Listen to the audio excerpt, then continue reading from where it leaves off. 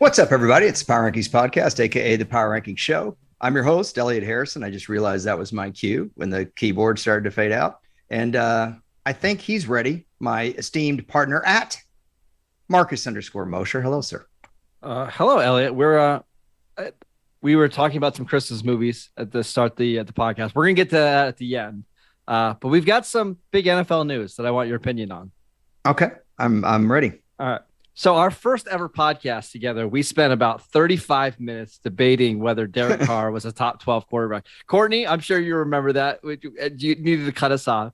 Yeah, the argument went at about the same pace as the movie Meet Joe Black. Yes, I remember that. Yeah. And now it seems like and that was just a year ago. Yeah. Now it feels like the Derek Carr era is over with the Raiders. They benched Derek Carr for the final 2 games of the season. He won't even be active for the Raiders, and they're going with Jarrett Stidham the rest of the way. Well, I would say it's deserved. I think going all the way back to week 1, you remember the game out in LA against the Chargers? He didn't play very well. And you and I talk a lot about how week 1 can often be an aberration, that Ben Roethlisberger could go in with Pittsburgh and beat Buffalo in Buffalo, things like that. But it turned out to not be an aberration. They just never got it going. In fairness, they also had some injuries at wideout and tight end. They had a new head coach, a new offense, but at the end of the day, Derek Carr didn't make the plays. And I'm going to do something that my somebody in this room never does. I'm going to admit that I was wrong about something. Don't be wrong. I battled with Marcus that I thought Derek Carr was on the same level as Dak Prescott. I don't feel that way anymore. So I can change my mind. People change, Elliot. Yeah, people can change, because really, honestly, and I've been wanting to say this for a while, if I can change and you can change, everybody can change. Yeah, it's true. It's better that you and I are in here beating each other up than 60 million. I agree. Yeah. We should also say there's some financial things in here of why the Raiders decided to bench Derek Carr now, despite still having some playoff hope. So just to lay that this he's out, making too much money? No, it's not. Okay. It's that his contract is fully guaranteed by injury in 2023 and 2024. So if he happens to get hurt and he can't pass a physical in February, then his contract is guaranteed for the next 2 years. It doesn't necessarily mean that Carr is done with the Raiders, but this at least gives them options, right? Now they can explore the market and see what's out there before really investing in Derek Carr again.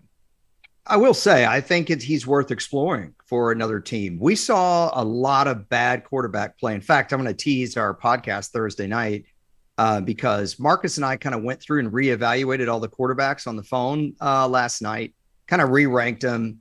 And basically Marcus has Dak as like the second best quarterback in the league. So we went through and re-ranked, and we found, wouldn't you say, that probably 3/4 of the league has either stayed afloat or regressed at the quarterback position. It's really remarkable how many quarterbacks, I'd say half the league, have regressed. Derek Carr and the Raiders being one of them. So I think it's an interesting point, but I also think that Derek Carr, look, this is his 9th year. He came out in 2014. I know Tom Landry used to say, and it was oft repeated, that when a quarterback's in his 10th year, in his early 30s, that's usually about when they're at their peak, because they've seen everything, right? They've seen every defense you're going to throw at them pretty much, but they can still physically do it, Whereas I think we're seeing with Matt Ryan, when you're in your late 30s, it gets harder. It's not, I still think Matt Ryan sees the field fine, Marcus. It's about physically getting the ball there in your release. I don't think age is the issue here with Derek Carr. No, I think the situation wasn't great. The offensive line was pretty poor. And I just think he's not the type of quarterback that can play with a really bad defense and just outscore teams. I think he needs to be surrounded by a lot of good talent, and you can win games. So I got 2 questions for you before we get to the lines. Number 1, if you had to bet on where Derek Carr plays in 2023, your guess would be? I'm curious what Tennessee's situation is with Ryan Tannehill, because I mean, are they going to go with Malik Willis next year? That's an interesting one to me. No. If Trey Lance can't come back, would the 49ers roll the dice if they think Brock Purdy's an aberration? Because I don't think Jimmy Garoppolo is the long-term answer there. But I mean, obviously they have so much invested in Trey Lance. That is a minute possibility. Washington can't do this again. They can't. They can't. Do you think Brian Dable would look at Derek Carr as an upgrade to Daniel Jones? Because you're taking away the running ability if you do something like that. I think he's more likely to draft a quarterback and develop his own guy. I'm just going through some possibilities, just kind of throwing out teams here. An interesting one would be the Patriots. If Bill Belichick thought he could kind of fix some deficiencies there, because Mac Jones has been up and down. I know he's driven you crazy and impressed you at the same time. How am I doing so far? You good, but not the team that I think he's going to land on. Boy, I want to see if I can guess the team you think he's going to land on. An interesting one, a real interesting one would be Tampa, because I don't think Tom Brady's going to be there next year, but that's not the team you're thinking of either. So I'm going to make a wild guess and say that you think it's going to be the Saints. It's good. Yes. I think it's going to be the Jets. It seems like the Jets are a good fit because they're not going to have a top 12 pick. They don't have a ton of cap space, but they could probably flip a second round pick and change for Derek Carr, upgrade at the quarterback position, get somebody who has a strong arm that can play, in that bad weather and be good enough to help out the offense and get the ball to the playmakers. Are you giving up on Mike White? Yeah, no, I think you bring back Mike White. He still has one more year on his rookie deal. And you let Carr be the starter and you have White as a backup and you move on from Zach Wilson. Okay. I like that. I was just kind of going through all the teams and thinking, I do think the Saints are an interesting one. They just don't have the cap or the draft assets to go do that, where the Jets do. Yeah, well, that's a big part of it. I wasn't really going through every team's particular fiscal situation, but just more what their quarterback situation is. Yeah. Now, go ahead. About the Raiders? Who, if you had to guess who the Raiders starting quarterback is in 2023, who is it? Well, I think they need to see what they have right now. This is a good evaluation period, I think, for more than just the quarterback position. But in terms of a player that's going to be available that they could acquire, who's going to mesh with Josh McDaniels? I mean, that is the question. Please don't tell me Tom Brady. If I had to bet on a quarterback to start week 1 for them next year, I would say Tom Brady. Yeah, I think Tom Brady should retire. That's my take on it. Can I make the argument for Brady? Sure, go ahead. He wanted to go there in 2020. That's where he wanted to go, and the plan was for him and Gronk to be there, and it just didn't work out. They decided to stick with Derek Carr. You go to this Raiders team now that has Devontae Adams and Waller and Hunter Renfrow. They've got a good left tackle in Colton Miller. They're going to have a top 10 draft pick. They've got free agent money to spend. They've got a superstar on defense in Max Crosby. Their owner or their GM is Dave Ziegler, who was with the Patriots, and then Josh McDaniels, who Brady works really well with. And on top of that, Elliot, you're playing in a dome in nice weather, which I think Brady would like. Okay. Those are all strong points. Let me just counter you here a little bit. Number one, I thought last year, even against the Rams, when he threw the deep ball on Jalen Ramsey for the touchdown, I think his arm strength has waned considerably. He can't get it out there on those deep outs. If you saw the deep out he threw to Mike Evans against the Cardinals in overtime, he basically lofted it out there. Now, look, it was a great throw, but when you're lofting a ball on a 15-yard out, you have to be perfect. Would you agree with that? Because an NFL corner, if you're not perfect, what happens on an out? It's going to be picked off. Yeah, and it's maybe going the other way. Yep. You can't throw it short and at the line of scrimmage all the time, which is what he's doing. What he's doing is very reminiscent of a quarterback that you don't respect very much, Ben Roethlisberger, or at least not late career you didn't. I don't know how much he wants to be hit. I probably have less faith in the Raiders offensive line than you do. I would spend a top 10 pick on the best available lineman other than tackle, maybe. Which they probably will. Although that's very, very high for a guard or a center. An interior lineman almost never goes in the top 10. But they don't need receivers. They don't need a tight end. They've got a lot of playmakers on offense. Who's the best guard in the draft coming up? Peter Skonski from Northwestern. I think he plays tackle right now, but probably kicks inside a guard like a Zach Martin type. And let me guess, mid-teens kind of pick, 14 through 16? Yeah, sure. Okay. So if you can trade down, pick up a couple extra second rounders or even another extra first rounder, depending on where the Raiders pick. If they pick at 9 and they trade down to 14, they're not going to get a ton of capital. They'll get some, but you can turn that into extra picks, get more talent, and get the guy that you really need. Yep. I don't hate it, but I think they're going to have to do some things if they're going to do that. Bring Gronk back. Oh boy. All right. There's a report. There are the reports where you should say that he contacted the Bucs. I'd kind of like to see Gronk stay with the cleats hung up. He really ended on a high note, even though the Bucs didn't go to the Super Bowl. I thought he played really well for that team in 2021. And man, he's taking a beating, like just for his body's sake. I'd like to he's a first ballot Hall of Famer right now, man. Like greatest tight end ever in my book. So all right, let's do some retired. lines. No Jason Witten Raiders. No, that was sad.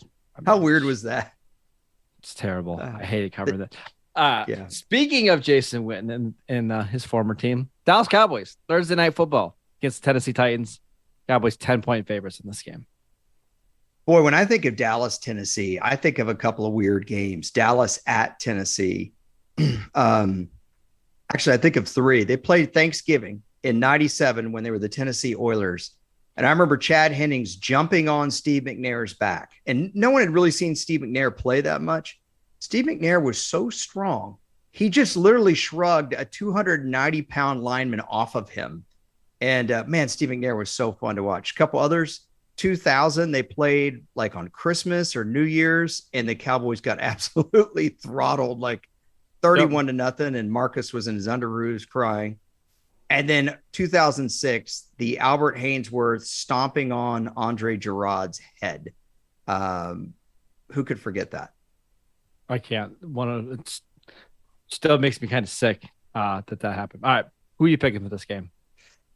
The fact that this game is at Tennessee, I don't really like this line, but at the same time, Tennessee, I don't know who they're going to play because they don't really have to play anybody. Their key game is week 18 against Jacksonville. Yep. So my advice, I'm taking the Cowboys to win outright. I would walk away from this spread because I don't know 100%. How much either team really needs this game on a short week. I agree. I think it's going to be an ugly game. Cowboys will probably win out at the end. Next one, we've got the Arizona Cardinals at the Atlanta Falcons. Both teams eliminated from the playoff contention. Colt McCoy starting for the Cardinals. Falcons 3.5-point favorites. Yeah, I'll take Arizona to cover that. I'll take Atlanta to win it outright. I think, actually, that's a tough one. I don't know how healthy Colt McCoy really is because I think he's played hurt all year. Yeah. Cardinals to cover, Atlanta to win outright. This is another one I'd stay away from. Only 2 games left in J.J. Watt's career. He announced yesterday that he's going to be retiring after the end of the season. Another Hall of Famer. I think he's going to go out with 2 awesome games. He's been phenomenal over the last month. I just think you're going to get a throwback J.J. Watt game here. So I'll take the Cardinals to win outright. Next one, Bears at Lions. Lions absolutely need to win this game. Lions 6-point favorites. Yeah, I'll take the Lions to win and cover on this. They're a different team at home. Their offense is darn near unstoppable at home. I'm not being a homer. Look at the data on this. No, you're right. Goff, I think, has 22 touchdowns at home this year. Yep. That's in 7 games, bro. Something like that. 7 or 8 games. If you're wondering why I don't know, it's because they play a 17-game schedule because they screwed that up. Now I can't remember. Sorry. Pretty good. Yeah, pretty good. You want to guess the total on this one? I think it should be high because the Lions can't stop the run. And the Bears running backs are a threat because you have to defend Justin Fields. So I think this has got to be over 50, quite frankly. I would say this is at least 53.5, if not higher. 52. So a little bit low, but still one of the highest of the week. Would you go over that? No, that's a lot of points. I don't trust Chicago to score. I think Detroit's going to get to 27-ish. I don't trust Chicago to get there. You've been talking about how bad Chicago's defense is. Are you pretty confident that Detroit would win by a touchdown here? No, I don't. I think I would stay away in this game. Yeah, I'll take Detroit only because they're at home. They're just a different group.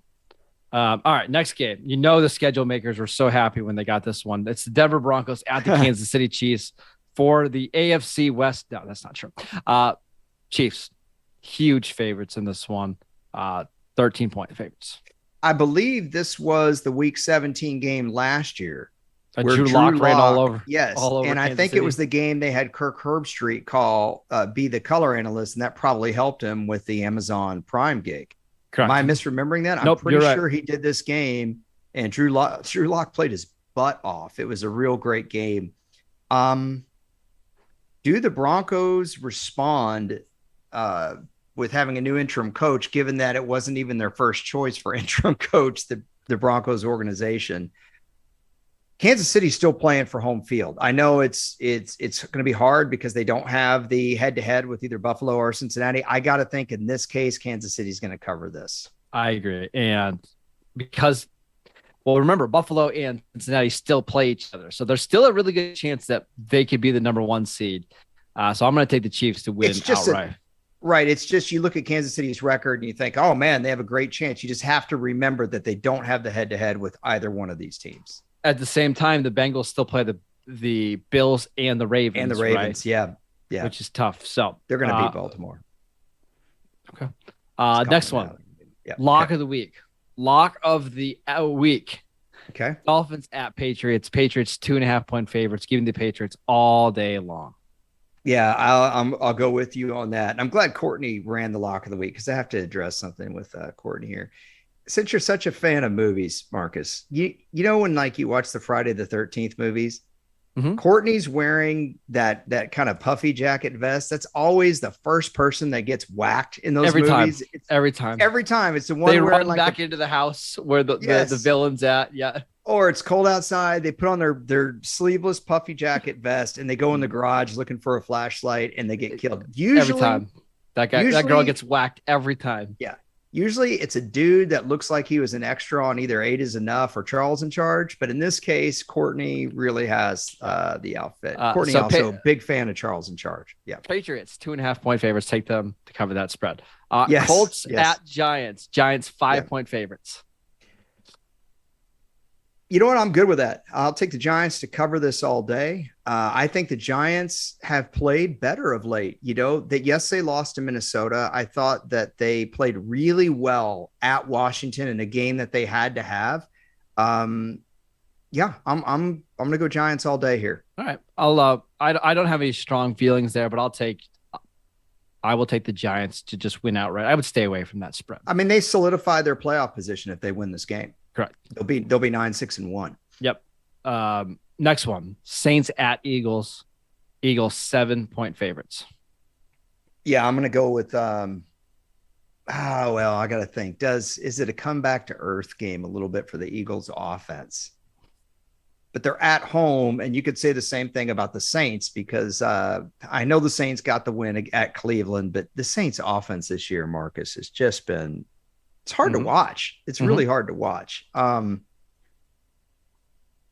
may have to have you decide this one for me. The other thing is, I know Philadelphia is trying to win home field, but with Minshew starting again, and I love Gardner Minshew, but don't you think it's a little risky putting your money on the Eagles by 7? No, I think I would take him here. Well, there's no way I'm putting my money on the Saints. So either walk away from this, or if you have to bet on it, go with Philadelphia. Yeah, I'm good with that. All right, next one. We've got the Carolina Panthers at the Tampa Bay Buccaneers. I think the Bucs are going to win this game pretty easily. 3-point favorites. I don't think they're going to win it easily. I am going to take the Bucs to win. Earlier in the week, I thought Carolina might win, but I think Tampa Bay knows what's in front of them. this is not a game I really want to watch, even though it's important, because it's just so painful watching the Bucs, man. It really is. Like the Cardinals game was super close. It went to overtime. Was there anything really exciting about that game other than the fact that JJ Watt had a great game? No, Agreed. Not really. So, but I will go with you on this. Tampa to win and cover. If it was 3.5, I wouldn't take them. Next one, Cleveland Browns against the new led Carson Wentz Washington Commanders. We've got the Commanders as 1.5 point favorites. That actually has gone up to 2 since Wentz has been announced as the starter. But 1.5 is what we have here. Yeah, I would take Washington all day. This is the kind of game Carson Wentz is going to play well. He always does this. Every time you think he's done because he's played awful, he comes back and he has one of those games that kind of lures you in. You know, you don't have the kind of numbers Carson Wentz had last year without having some good games. Cleveland's offense isn't doing anything. So if they start going out on 3 and outs against this Washington defense, it's going to put Carson Wentz in favorable positions in his first game back, and they're at home. So I'll take them to win and cover. I'm going to take Cleveland. I know you want them to win. You want Cleveland to win. No, I don't. This is the game Deshaun Watson finally plays well? I think, just going to try to say this as kindly as I can. I think you're going to get some wonky calls in this Browns-Commanders game for a few different reasons. Would you like me to expand on that at all? Sure. The NFL is fixed. I think the NFL would love to have Detroit, Green Bay be their Sunday night game next week.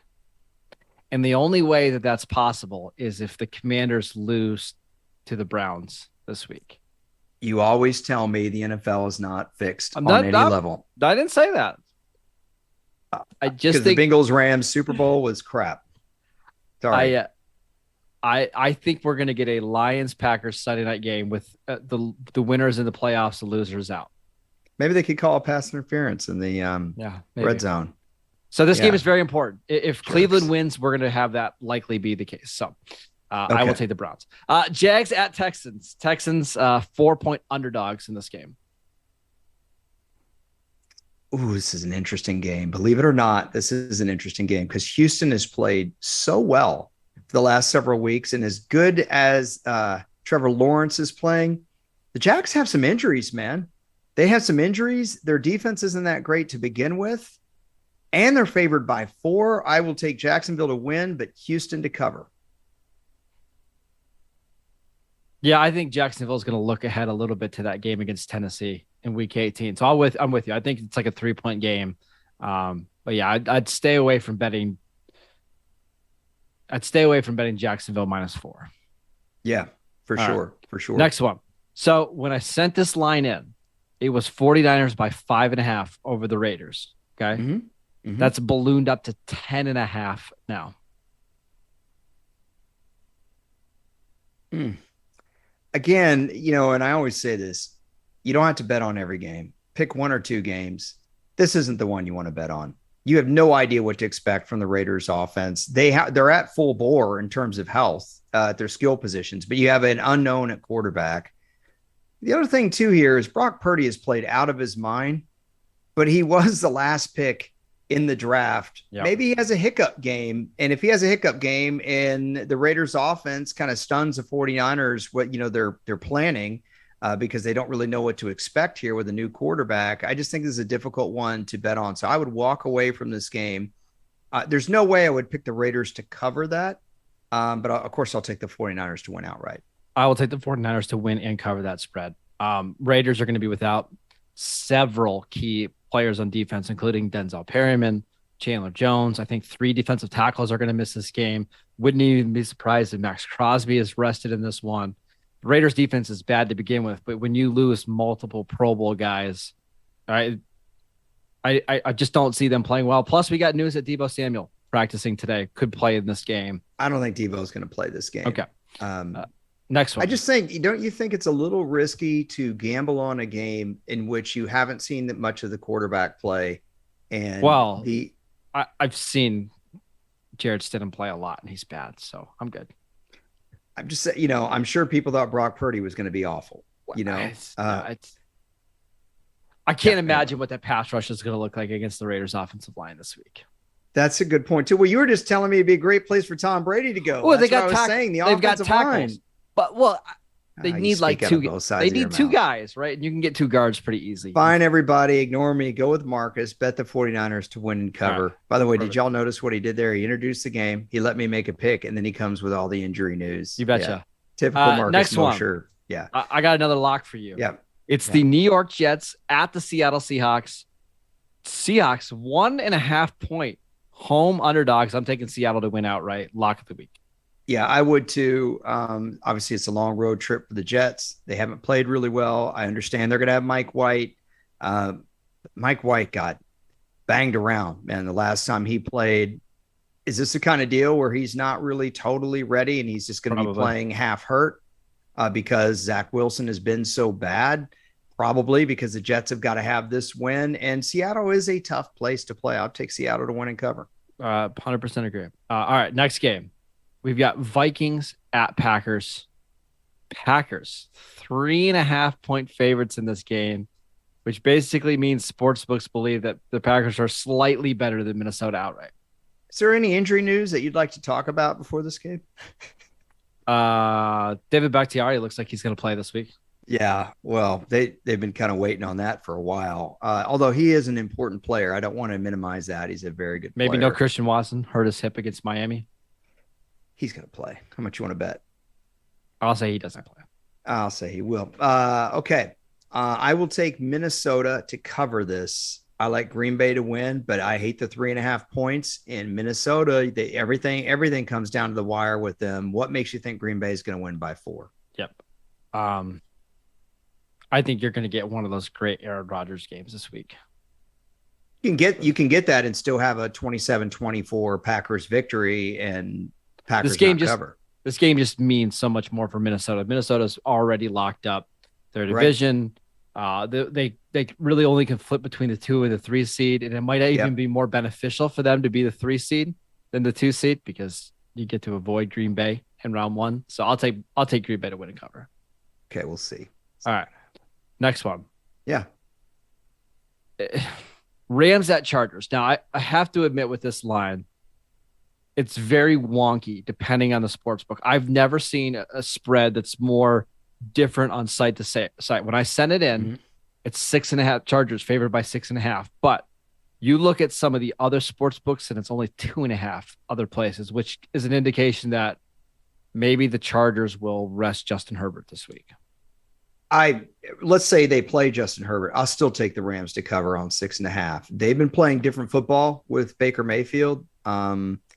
I don't think it's fluky. I think they call plays differently with him in the lineup. I think his teammates respond to him. And I got to give the Rams defense a lot of credit. You know, they have kept that team hanging around, even at Green Bay in the game that they lost. The Rams defense, I thought, played pretty well. I'll take the Rams to cover. I'm just staying away from that game altogether. That's fair. Just with the Chargers already clinching and the Rams being out of the playoff line, it's so hard to guess who's going to play and who's going to play hard and all that kind of stuff. So the problem is, even when Justin Herbert does play, and I know they've been playing well as of late, they are very inconsistent. So telling me. Next one. This game got flexed to Sunday Night Football. Steelers at Ravens. Oh, yay. Ravens 3-point favorites. Looks like Tyler Huntley again because Lamar Jackson has not practiced for the 12th day in a row. My question for you before we even pick this game, does Lamar ever play for the Ravens again? You know, you and I kind of touched on this the other night when we were just rapping, and I would say it depends on what the organization's MO is. You know, because if you're going to go for it and go for it now, great. But as good as I think Lamar Jackson is, his style of play is not conducive to me to a long-term deal where he's sucking up a big percentage of your salary cap. Would you agree with that? I would agree. It's just, it's such a weird situation, right? Because Lamar's obviously hurt and banged up. But is there a chance that he just says, you know what, I'm not 100%. There's no risk. There's no sense in me going out and re-injuring myself before free agency. So, yeah, I know that we're going to host a home playoff game, but I'm good sitting out. I don't think he would. I think he's a competitor. I don't think he would do that. I think he's an anomaly. The other problem you have here is how do you tell your fan base in a weird way, not as much, but Seattle was kind of up against this when they did the Russell Wilson deal. They knew when they were going to sign Russell Wilson, they were going to start losing all their guys once he was off his rookie deal. And they did. One by one, Seattle's great players were gone. And I just don't know how conducive it is to sign this guy. So my guess is Lamar Jackson goes elsewhere, but I don't think this is the last game he'll ever play. I know you're going to pick Pittsburgh, so let me just save everyone the drama. Yeah, exactly. Listen, give me a reason. Give me a reason. Since you hate their quarterback so much, give me a reason. Because I don't like Baltimore's quarterback either. What does Baltimore do well on offense right now? Like, Nothing. What do they do well? I will take Kenny Pickett and the Steelers. At the worst, they lose by 3. It's a push. Exactly. So, all right. Final game. That's good. I'm with you there. By the way, can I just say, I'm going to have to hear all this Ravens-Steelers rivalry. It's a half rivalry that's so boring to watch. Is there a more boring rivalry game to watch than Ravens-Steelers? Yeah, Giants-Washington, because I literally fell asleep in the third quarter of a Saturday. That's because you were tired. That game actually was very interesting. Okay, go ahead. Like Raiders-Broncos, I'm just not all that into. Okay, yeah, I can go with you on that. Best Monday Night Football game of the year. Seriously. In history, bro. Buffalo Bills at the Cincinnati Bengals. Elliot, just to be clear, Buffalo is playing in Cincinnati, since you asked me about 15 times. Bills, 1-point favorites on the road. First of all, Cincinnati to win and cover. Let me get that out of the way first. Woo! Oh, man. Excuse me, Cincinnati to win. I'm sorry, they don't need to cover. If they win outright, they automatically cover because Buffalo is favored by 1. But I was reading that this is the second time since the merger. The merger, for those that don't know, is the AFL-NFL merger in 1970. So we are talking about 52 years of football. It's the second time that we've had a late season game like this that doesn't feature more than one game with 2 winning teams. This is the only game in the NFL this weekend that has 2 winning teams going up against each other. That's really sad. It's pretty bad is what it is. It's pretty bad. I know you want to pick Buffalo. I think I am. I'm going to pick Buffalo. Because you're a lifelong Bills fan with your Bills coffee mug. That and I think the Lyle Collins injury is a pretty big one for Cincinnati. I think they'll be okay long term, but it's going to be tough in this matchup. And I also think Buffalo, they're just 2 games away from having home field advantage to the playoffs. I just don't see them letting that slip through their fingers. So I'll have the Bills winning. That's a lot of ifs there. Straight up question. Who's been playing more consistent football the last 5 weeks, Cincinnati or Buffalo? Buffalo. No way. Hey, you're crazy. Cincinnati can't put listen, I like the Cincinnati team, but they cannot put 2 good halves together. They were awesome in the first half against New England. Then what happened the rest of the way? They didn't lose to Minnesota with a bunch of dumb turnovers. That was a while ago, but I just think Buffalo is going to win this game. That's all. Yeah, Buffalo was amazing against the Jets, weren't they? They were just so impressive. It's a division game. All right. Well, we'll see. We'll see what happens. Right, like I said, I'm taking Cincinnati. I got a fun historical note for you, though. Sure. Go ahead. Okay. So Buffalo played at Cincinnati in the 88 AFC Championship game. And the Bengals that year were running this no-huddle offense with Boomer Esiason under Sam Weish, which you guys are probably thinking, like, what is that, like a big deal? Yeah, no one had done it before the Bengals started doing it in 88. So the Bengals offense was unstoppable, right? So the week of the AFC Championship game, the Bills lobbied the commissioner about literally that it was unfair and that there should be rules against the no-huddle offense. Well, they didn't get anywhere with that. Cincinnati smoked Buffalo in the championship game, and they went on to the Super Bowl. The very next year, Marv Levy and the Bills developed their K-gun offense, which was a no-huddle offense because they couldn't beat Cincinnati. And to this day, when you hear announcers on TV, they'll talk about, the Jim Kelly K-gun offense, and you'll hear about how they were the first no-huddle offense. They literally ripped it off of Cincinnati, complained to the league that it was unfair, got beat by it, stole it, and then get credit for it historically. There you go. There's your NFL history fact for the week.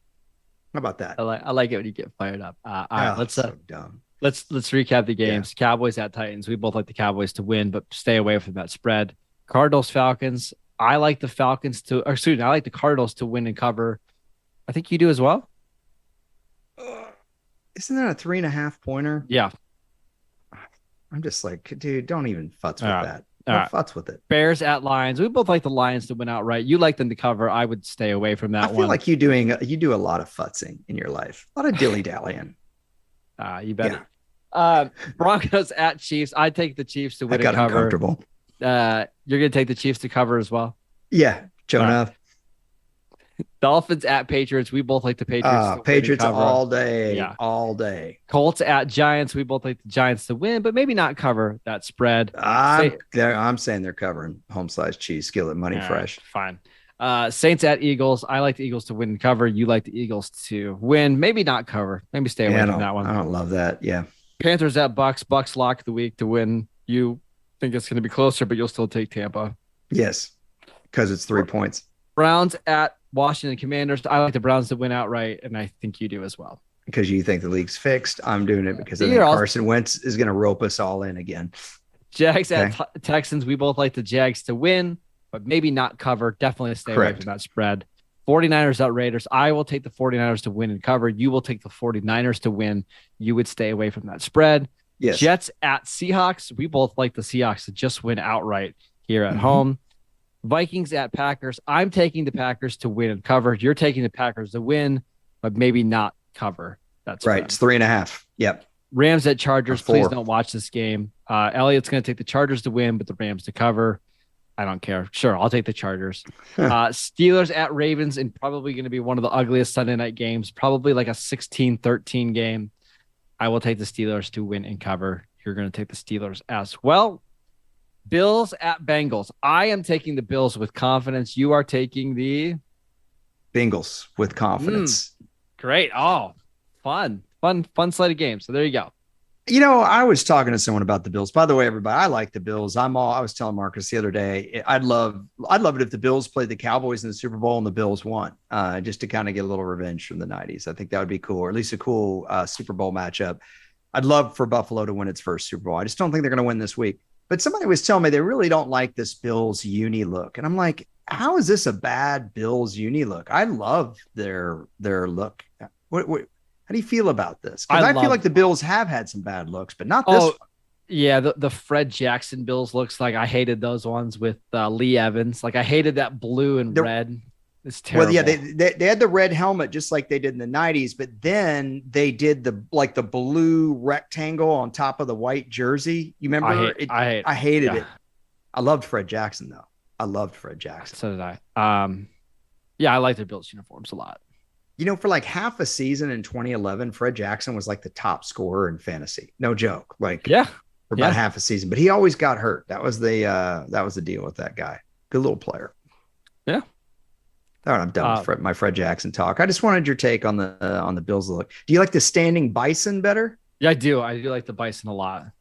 Better than the hard charging Buffalo here? I like the standing bison better. That's what my Bills hat that I just bought has on it. All right. Lock of the week, you had Patriots, right, over Miami. If we were talking $10,000 pick here, is that the route you would go? Would you be willing to go San Francisco over the Raiders with that? I probably wouldn't, but I think you might. I would take Seattle to beat the Jets at home. As your number one? Yes. That is a really interesting call. I think Seattle at home against a quarterback that's pretty banged up is going to be able to run the ball, keep this game close, and win it at the end. I think I'd go with the Patriots. I liked your original lock of the week there, but that's tough. What's our lowest total of the week? I got to think that Ravens Steelers has got to be in the top two there. Yeah, that's the lowest one, 35.5. Yeah. What's another really, really low total? We've got several 40.5s, Panthers, Bucks, Washington, Cleveland. We've got Colts, Giants is 38.5. Dallas, Tennessee, 40. Well, I tell you what, I like Panthers Bucks under there. Yeah, I kind of do as well. 40.5. I'd rather take that under than the Ravens Steelers, because I think the Ravens Steelers, I know you think it'll be 16-13, but 35.5 is pretty easy to get to with a couple of mistakes. Yep. You know? Yeah. Okay. Interesting stuff. But those are my takes on the who you're going to pick. And I'm going to give you the last word, Home Slice. All right. So we're done talking about football at this part of the podcast. If you want to turn it off now, you're fine. I watched It's a Wonderful Life recently. I know our producer Courtney just got done, or she's seen it a million times. You were watching it today. I've got a take on It's a Wonderful Life. Are you ready? Yeah. Yeah. So I don't think George Bailey is the protagonist of the story. Is that a hot take? I think it's Sam Wainwright. Yeah. For a couple of different reasons. Ready? Listen. Okay.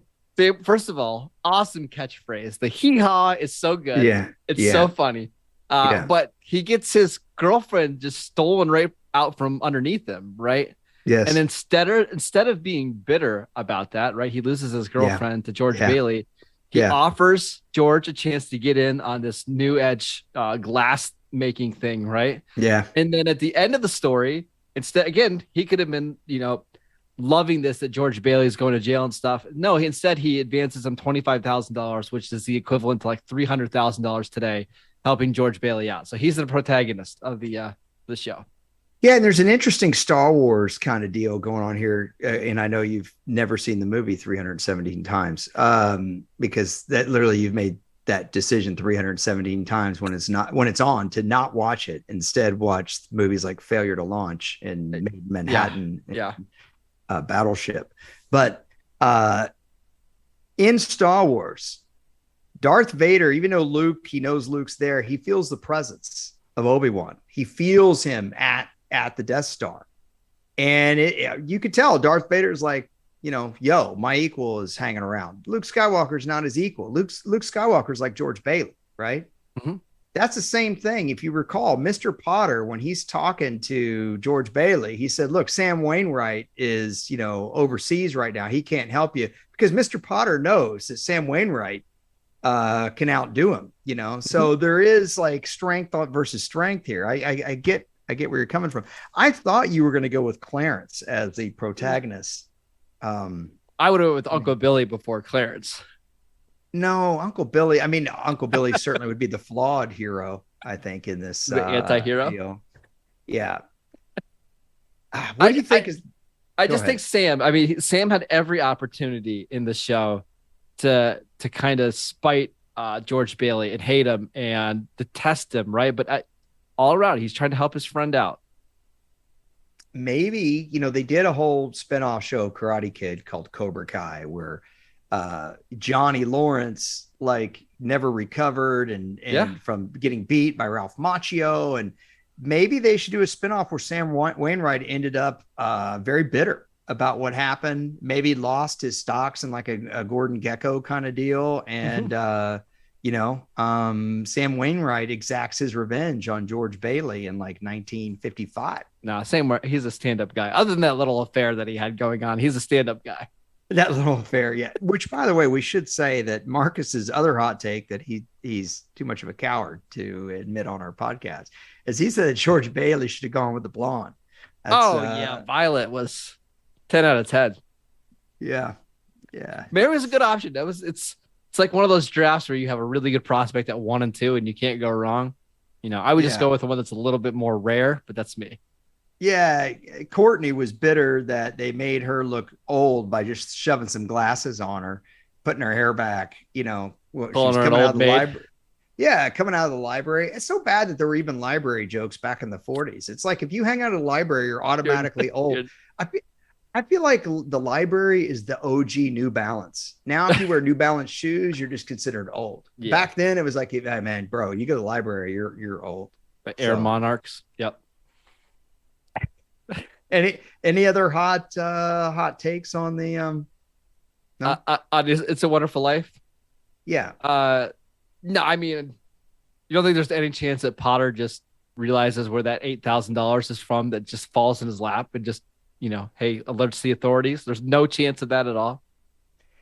I actually thought the more hokey part, if I have to pick apart one of the greatest movies ever made, is when they're in the bar. He and Clarence are in the bar, and Clarence has this really crazy order. You know, he orders like an appletini with a bunch of, specific things. And George Bailey calls the bartender Nick, and Nick doesn't like that. What bartender in America is going to throw out two customers just because one of them calls him by his name and the other one has a really weird drink order? He's like, all right, you two pixies. He calls them pixies, right? Yeah. All right, you two pixies, get the heck out of here. And that's another thing. Where do you get off calling me Nick? I don't know you from Adam. Yeah. Right. Isn't that how it goes? Something like that? I thought that was a little strong. They serve hard drinks for men that want to get drunk fast. Right. Yeah. Oh, well, what a movie. What a movie. By the way, the order is a flaming rum punch is what he wants. You just looked that up on I Google. Did look it up. I forgot what it was. Yeah. That's what Marcus does. Like, I try to remember stuff. Marcus just has Pro Football Reference up, and then he passes it off as, yeah, of course everybody knows this. Shout out to Pro Football Reference. But yeah, that's all I have. That's all I have for today. Hey, good stuff. You can get more takes like that at Locked On Cowboys. Why not go over there right now? I mean, I'm sure he's got a top 5 from, Mr. Kloss. What's that? Fred Kloss? Isn't that another one of your favorites? No, we did talk about the 5 best minor characters in Home Alone and Home Alone 2. So check it out. Oh, yeah, then obviously check that out. And of course, check out Landon McCool. He's a big proponent of our work over here.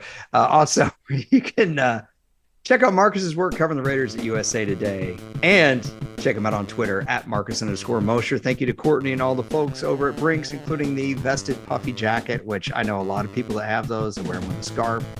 They love it. I love it. And of course, I'm at Harrison NFL on Twitter. We appreciate all you guys. We'll talk to you Thursday night. Goodbye, everybody.